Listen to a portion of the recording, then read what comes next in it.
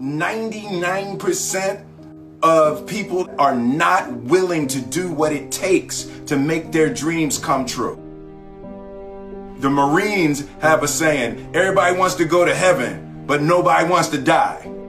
The center of bringing any dream into fruition is self-discipline. You know, something as simple as food and eating is not about your body as much as it is about your mind. It's getting command of your mind to be able to choose actions that are in your own best interest. Every day we are choosing shit that's not in our own best interest. So if the world is attacking you and the world wants to fight you and the world's trying to hold you down, so you're gonna kick yourself in the balls? So you're gonna stop yourself from getting what you dream.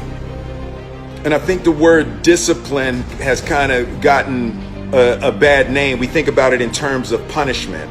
I'm not talking about discipline in that way. I'm talking about discipline in the sense that you forego immediate pleasure for the exchange of long-term self-respect.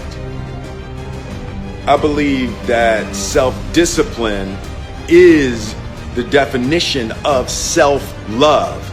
That when you say that you love yourself, that means that you have behavior towards yourself that is loving. Self-discipline is the center of all material success. You cannot win the war against the world if you can't win the war against your own mind.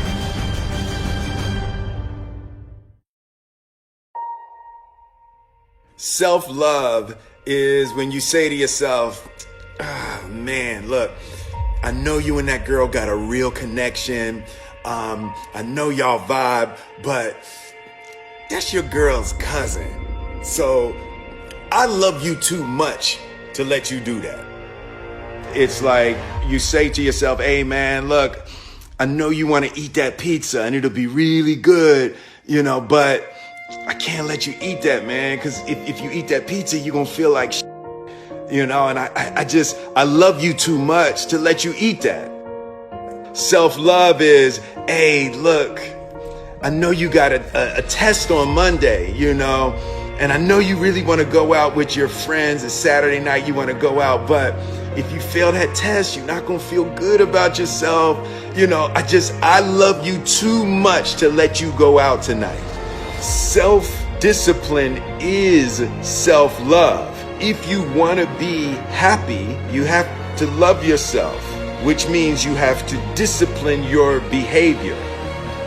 The road to sustained happiness is through disciplining your behavior. We tend to base our self-esteem on what other people think. And that's not really self-esteem. Self-esteem is supposed to be how we feel about ourselves. And I was just saying how dangerous it is to allow other people to determine how you're going to feel about you. And it's kind of like looking into a broken mirror. You're going to look in a broken mirror and then change your face to try to look good in this defiled, busted, broken mirror. And it just, other people's opinions is a really way to determine how we feel about ourselves.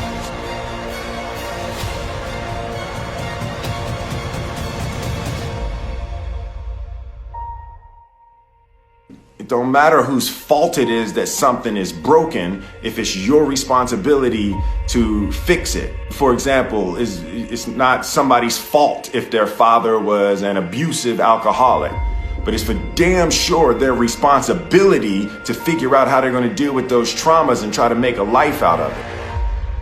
It's not your fault if your partner cheated and ruined your marriage, but it is for damn sure your responsibility to figure out how to take that pain and how to overcome that and build a happy life for yourself. Fault and responsibility do not go together. It sucks, but they don't. When something is somebody's fault, We want them to suffer. We want them punished. We want them to pay. We want it to be their responsibility to fix it. But that's not how it works, especially when it's your heart. Your heart, your life, your happiness is your responsibility and your responsibility alone.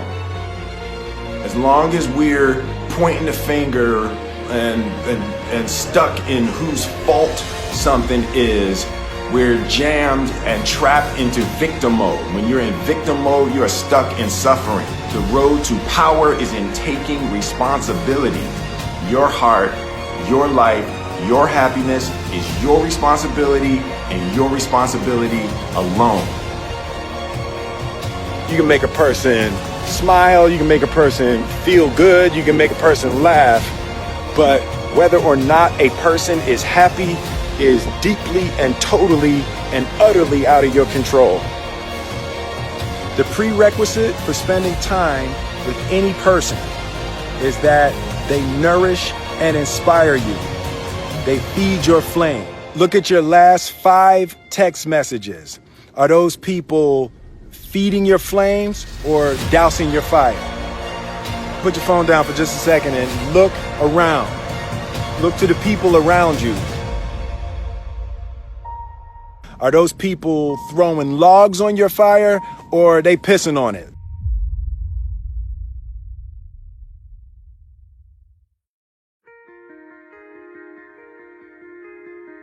I want my life, I want my work, my family, I want it to mean something. And it's like, if you are not making someone else's life better, then you're wasting your time.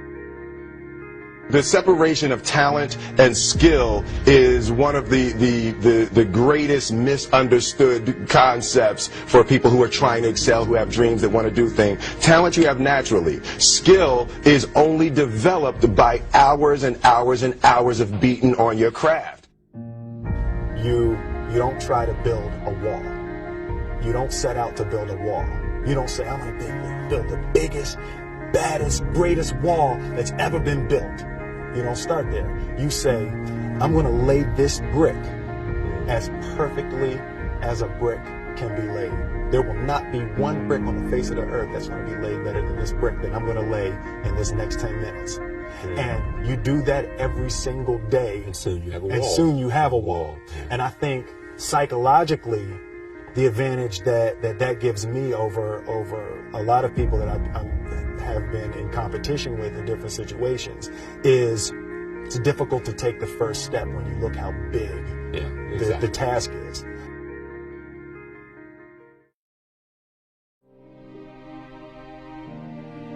The definition of who I am is very clear to me, and it also redefines who I want to be, in that I know for a fact that I'm stronger than I thought I was.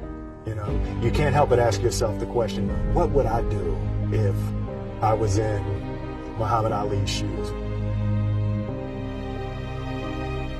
I'm motivated by fear. I hate being scared to do something.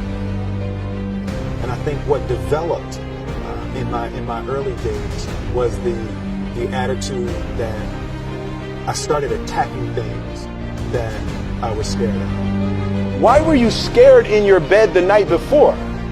What do you need that fear for? Just don't go. Why are you scared in your bed 16 hours before you jump? Why are you scared in the car? Why could you not enjoy breakfast? Fear of what? You're nowhere even near the airplane. Everything up to the stepping out, there's actually no reason to be scared. It only just ruins your day. You don't have to jump. And then in that moment, all of a sudden, where you should be terrified is the most blissful experience of your life. And God placed the best things in life on the other side of terror.